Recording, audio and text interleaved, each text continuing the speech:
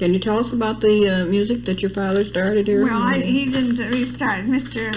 Pease, when he came to the conservatory, he was just a young man and hadn't very much experience.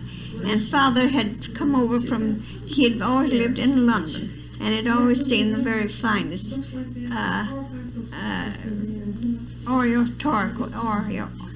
oracles and so on, and heard the finest singers and so on. And he and Mr. Pease became very good friends. And but Mr. Pease was just putting on a lighter class of music here. And so Father persuaded him to, Pease, why don't you put on a better music? And got him interested in putting on, and I think they gave the hymn of praise first. And Mr. Pease would never put anything on until Father came and criticized it first. And Father was very fond of music, and he was a good judge of music, but he'd seen so much. And there's a letter of Mr. Pease here.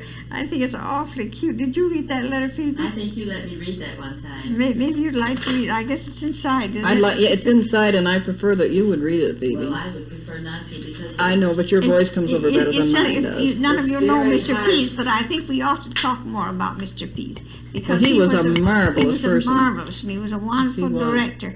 And he did wonderful work and built up this conservatory. He certainly did. And from Mr. Pease from Dresden, Germany. Yes, he went over there. Well, this is Dresden, Germany, December 31st, 1881. My dear Swain, I have delayed writing you until my last day in Germany, that I might be better tell you, I suppose he means might to better tell you of what I have seen and heard in the fatherland. And first of all, let me tell you how pleased I was with the old mother country.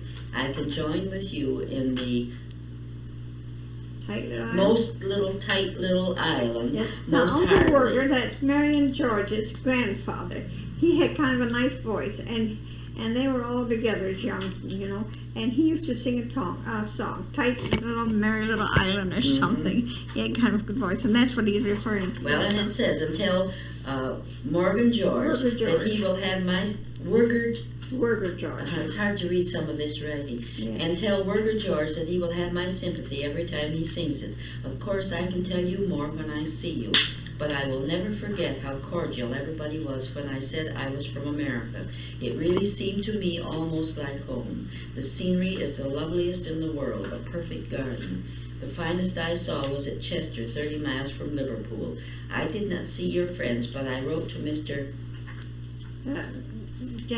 Jenner and told him I would call on him in April just before I start for home. I saw Patience, and it was splendid. The way they had those things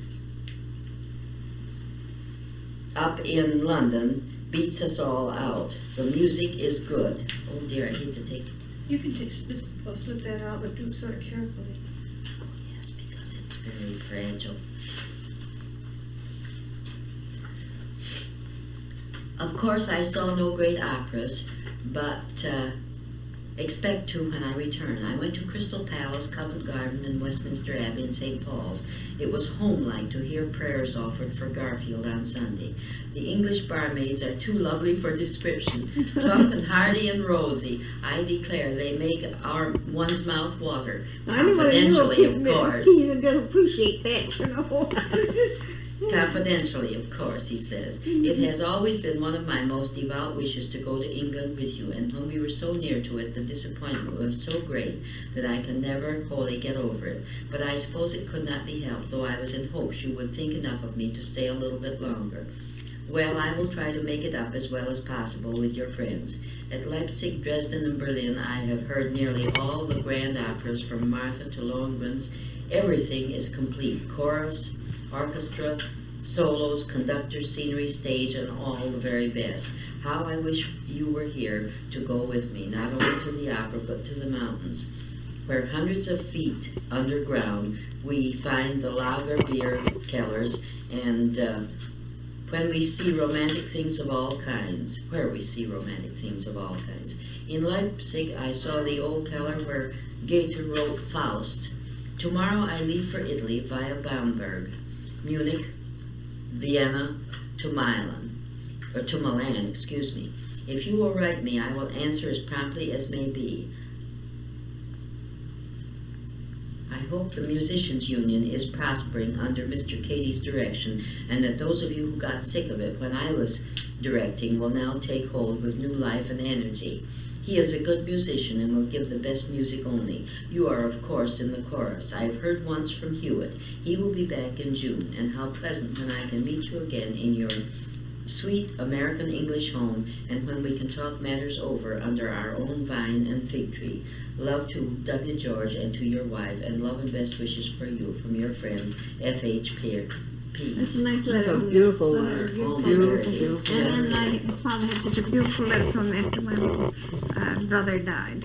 Mhm. I'm so sorry that I didn't read it very well, but it is hard to read some of this old Oh, writing, yes, especially when my- it comes to a fold in the paper. Yes. Mm. Well, while she was reading that letter, I've been looking around at this room, and you have some just fabulous things here. This chandelier is beautiful. And the fireplace, of course, I think The is room very really outstanding. is Mhm. really the way it always was, isn't it, Miss? Yes, Swain? always. Yeah, It's we've a- never changed at all. This is a And lovely home. the piano, Pease bought. Oh, he did. Uh-huh. Father had him buy the piano, and Mother said Father had a piano before he had a rug on the floor. Father was very fond of music. And So then he played that piano sometime or well, he another. didn't play so much. He could just Finger pick out, away. finger, but he didn't play. But Mhm. he understood music and loved good music. Mhm. And of course, I say as a young man, he lived in London where he could go to all these things.